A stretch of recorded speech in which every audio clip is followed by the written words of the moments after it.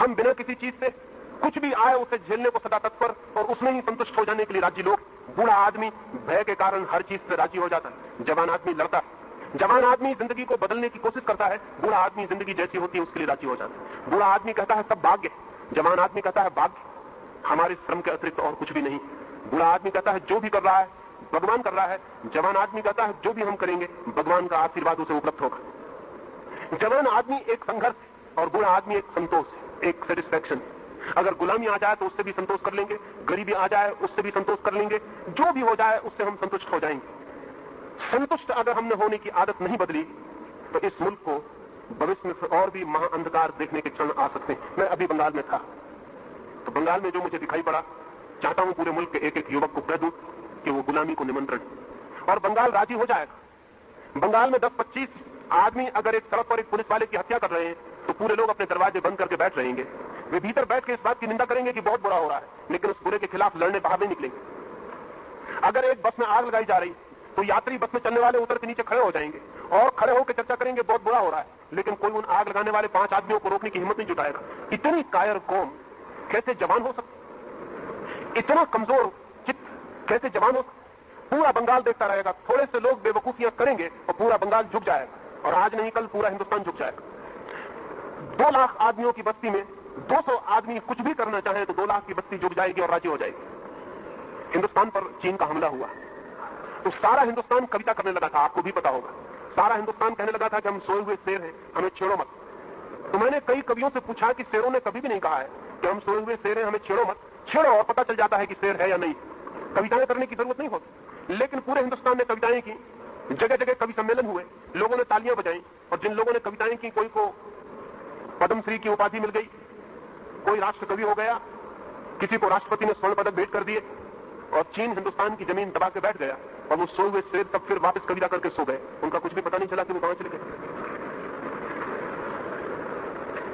लाखों मील की जमीन में चीन ने कब्जा कर लिया। हिंदुस्तान के नेताओं ने बाद में कहना शुरू किया कि वो जमीन बेकार थी, वो जमीन किसी काम की ही न थी, उसमें घास भी पैदा नहीं होता था।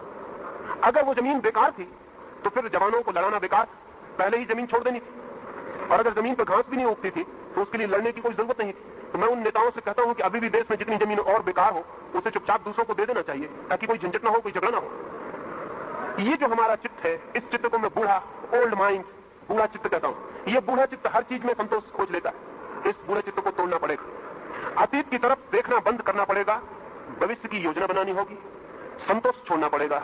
एक निर्माण की असंतोषकारी ज्वाला चाहिए, एक सृजन की आग चाहिए, और वो आग तभी होती है जब हम हर कुछ के लिए राजी नहीं हो जाते। जब हम दुख को मिटाने का संकल्प करते हैं, अज्ञान को मिटाने का संकल्प करते हैं, जब हम बीमारी को तोड़ने का संकल्प करते हैं, जब हम दीनता, दरिद्रता और दासता को मिटाने की कसम खाते हैं, तब भविष्य निर्मित होना शुरू होता है। एक छोटी सी कहानी और अपनी बात में पूरी करूंगा। मैंने सुना है जापान में एक छोटे से राज्य पर हमला हो गया था, बहुत छोटा राज्य, और बड़े राज्य में हमला किया था। उसका सेनापति घबरा गया और उसने अपने सम्राट को जाकर कहा कि मैं लड़ने पर नहीं जा सकूंगा, सेनाएं कम है, साधन कम है, हार निश्चित, इसलिए व्यर्थ अपने सैनिकों को कटवाने की कोई जरूरत नहीं है, हार स्वीकार कर ले।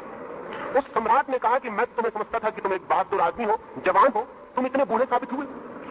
लेकिन जब सेनापति ने तलवार नीचे रख दी तो सम्राट भी बहुत घबराया। गांव में एक फकीर था, सम्राट उसके पास गया। जब भी कभी मुसीबत पड़ी थी उस फकीर से सलाह लेने को गया।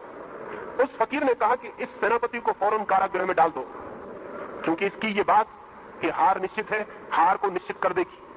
आदमी जो सोच लेता है वो हो जाता है, और जब सेनापति कहेगा हार निश्चित है तो सैनिक क्या करेंगे, उनकी हार तो बिल्कुल निश्चित हो जाएगी। इसे कारागृह में डाल दो, कल सुबह मैं सेनापति बनकर आपकी सेनाओं को युद्ध के मैदान पर ले जाऊंगा। राजा बहुत घबराया, क्योंकि सेनापति योग्य था, युद्धों का अनुभवी था, वो डर गया। और फकीर जिसे तलवार पकड़ने का भी कोई पता नहीं था, जो कभी घोड़े पर भी नहीं बैठा था, वो युद्ध के मैदान पर क्या करेगा। लेकिन कोई उपाय न था और राजा को राजी होना पड़ा। वो फकीर सेनाओं को लेकर युद्ध के मैदान पर चल पड़ा। राज्य की सीमा पर नदी को पार करने के पहले उस पार दुश्मन के पड़ाव थे। उस सेनापति ने मंदिर के निकट रुककर अपने सिपाहियों को कहा कि मैं जरा मंदिर के देवता को पूछ लूं कि हमारी हार होगी कि जीत। उन सैनिकों ने कहा देवता कैसे बताएगा और देवता की भाषा हम कैसे समझेंगे। उस फकीर ने कहा भाषा समझने का उपाय मेरे पास। उसने खीसे से चमकता हुआ सोने का रुपया निकाला, आकाश की तरफ फेंका और मंदिर के देवता से कहा कि अगर हमारी जीत होती हो तो सिक्का सीधा गिरे और अगर हार होती हो तो उल्टा गिरे। सैनिकों की सांसें रुक गई, जीवन मरण का सवाल था। वो रुपया नीचे गिरा, वो सीधा गिरा। उस फकीर ने कहा तुम फिक्र छोड़ दो, हार का अब कोई उपाय नहीं है। हम हारना भी चाहें तो अब हार नहीं सकते, परमात्मा साथ है। सिक्के को खीसे में रखते हुए युद्ध में कूद पड़े। 8 दिन बाद अपने से बहुत बड़ी फौजों को जीत कर वे वापस लौटे। उस मंदिर के पास से गुजरते थे तो सैनिकों ने फकीर को याद दिलाई कि परमात्मा को कम से कम धन्यवाद तो दे दे, जिस परमात्मा ने हमें जिताया। उस फकीर ने कहा, परमात्मा का इससे कोई भी संबंध नहीं है, आगे बढ़ो। उन सैनिकों ने कहा, आप भूल गए मालूम होता, युद्ध की विजय के नशे में मालूम होता है धन्यवाद का भी ख्याल नहीं। तो उस फकीर ने कहा, तुम पूछते ही हो तो मैं तुम्हें राज बता देता हूं। उसने रुपया निकाल कर दे दिया। वो सिक्का दोनों तरफ सीधा था, उसमें कोई उल्टा हिस्सा नहीं था। वे सैनिक जीते क्योंकि जीत का ख्याल निश्चित हो गया। विचार अंततः वस्तुएं बन जाते हैं, विचार अंततः घटनाएं बन जाते हैं। एडिंगटन का एक बहुत प्रसिद्ध वचन है, things are thoughts and thoughts are things. जिसे हम वस्तु कहते हैं वो भी विचार, और जिसे हम विचार कहते हैं वो भी कल वस्तु बन सकता है। जिसे हम जिंदगी कहते हैं वो कल किए गए विचारों का परिणाम, जिसे हम आज कहते हैं वो कल के विचारों का निष्कर्ष, और कल जो होगा वो आज के विचारों का परिणाम होगा। मैं भारत को जवान देखना चाहता हूं, लेकिन